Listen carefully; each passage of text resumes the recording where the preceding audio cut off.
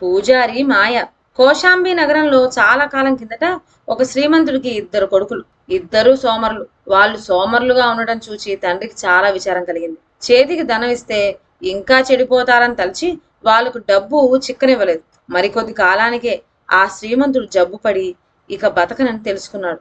ఆయనకు నమ్మకస్తుడైన వాడు ఆ ఊరి శివాలయం పూజారి ఒక్కడు మాత్రమే. ఆ పూజారికి కబురు పంపించి రహస్యంగా ఒక తాళం చెవి ఇచ్చాడు. ఈ తాళం చెవి నీ వద్ద జాగ్రత్తగా ఉంచు. నా తదనంతరం నా కొడుకుల్లో ఎవడైనా వచ్చి అడిగితే ఇవ్వు అని చెప్పాడు. పూజారిని సాగనంపిన తరువాత ఆయన భార్యను పిలిచి ఒక పత్రం చేతికిచ్చాడు. మన కుర్రవాళ్ళు సోమరితనం వదిలి శ్రమ పట్టానికి సిద్ధపడితే అప్పుడు దీన్ని వాళ్ళకివ్వు. అంతవరకు జాగ్రత్తగా ఉంచు అని చెప్పాడు. ఆ తర్వాత కొద్ది రోజులు ఆయన మరణించాడు. తండ్రి పోయిన తర్వాత కొడుకులిద్దరూ కొంతకాలం అల్లరి చిల్లరగా తిరిగారు. తల్లిని పీడించి ఇంట్లో ఉన్న డబ్బంతా తీసుకుపోయి ఖర్చు పెట్టేశారు. క్రమంగా ఇంట్లో ఉన్న వస్తు సామాగ్రి, పాత సామాగ్రి కూడా ఖర్చు అయిపోయింది. వీరిని చూసి తల్లి ఎంతో విచారించింది. కానీ వారి బుద్ధి మారకపోవటం వల్ల చూస్తూ ఊరుకోవలసి వచ్చింది. చివరకు అన్నదమ్ములకు తిండి లేని పరిస్థితి కూడా వచ్చింది. ఎవ్వరూ వారికి అప్పిచ్చేవారు కూడా లేరు. ఆ స్థితిలో చిన్నవాడు ఒకనాడు తల్లితో, అమ్మా, నాకు బుద్ధి వచ్చింది. ఇక ఎక్కడైనా కాయ కష్టం చేసుకొని బతుకుతాను అన్నాడు. ఈ మాట విని తల్లి సంతోషించింది. తన భర్త తనకిచ్చిన పత్రం వాడికి చూపింది. చిన్నవాడు ఆ పత్రం విప్పి చూసుకుంటే అందులో ఇలా ఉన్నది. నా ధనమంతా మన ఇంటి ఈశాన్య దిక్కున ఉండే మర్రి చెట్టు దగ్గర పాడుగుడిలో పాతి పెట్టాను. ఆ ధనం పెట్టే తాళం చెవి మన ఊరి శివాలయం పూజారి వద్ద ఉన్నది. తీసుకొని సుఖపడండి. ఆ పత్రం చదువుకున్న వెంటనే చిన్నవాడు చాలా సంతోషించాడు. కాయ కష్టం చేయకుండానే డబ్బు వస్తున్నది. ఆ డబ్బంతా తానే కాజేయాలని వాడికి దుర్బుద్ధి పుట్టింది. పూజారి వద్దకు పోయి తాళం చెవి అడిగి పుచ్చుకున్నాడు. చీకటి పడిన తర్వాత గుణపం పట్టుకొని గుడి వద్దకు వెళ్ళాడు.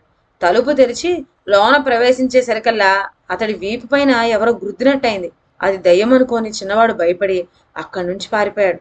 నిరాశతో తాళం చెవి పూజారికి తిరిగి ఇచ్చేశాడు. మర్నాడు వాడు తల్లి ఇచ్చిన పత్రాన్ని ఏమి ఎరుగునట్టు అన్నకు చూపించాడు.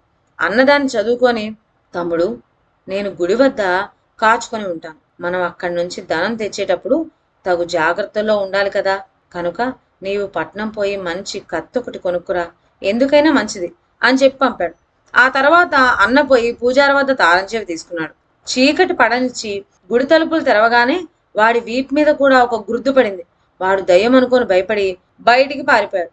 కొంచెం సేపట్లో తమ్ముడు కత్తి పట్టుకొని అక్కడికి వచ్చాడు. ఒకరికి ఇద్దరు కావటంతో వాళ్ళకు కాస్త ధైర్యం చిక్కింది. కత్తి కూడా ఉన్నదాయి, ఇంక భయం ఏమిటి అనుకున్నారు వాళ్ళు.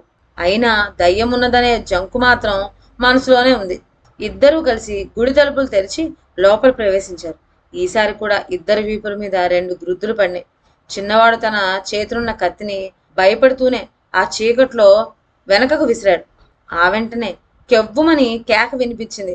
ఎవరో పారిపోతున్నట్లు శబ్దం అయింది. దయ్యం పారిపోయిందని వారు సంతోషించారు. తర్వాత తవ్వితే అక్కడ ఒక పెట్టె కనపడింది. దానిలో ధనం ఉంటుందని ఆశించిన ఆ సోదరులకు తండ్రి దస్తూరితో ఉన్న ఒక పత్రం మాత్రం దొరికింది. దాన్ని ఇంటికి తెచ్చి చూడగా కోశాంబి నగరానికి సమీపంలో ఒక 100 ఎకరాల భూమి కొడుకులిద్దరి పేర చెరిసగం రాయబడినట్టు ఉంది.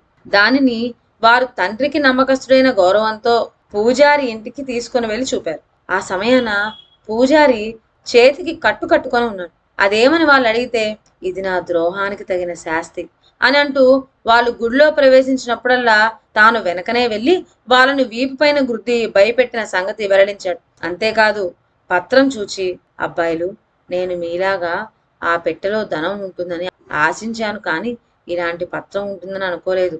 నిజానికి ఈ పత్రం నాకు పనికే రాదు. మీ తండ్రి చాలా బుద్ధికుశలుడు అని చెప్పాడు. అప్పుడు తండ్రి ఉద్దేశం వారికి అర్థమైంది. శ్రమపడి ఆ భూమి పండించుకొని వాళ్ళు సుఖించారు. ఇదండి వాళ్ళ కథ. మరొక మంచి కథతో నెక్స్ట్ వీడియోలో కలుద్దాం. అంతవరకు సెలవు.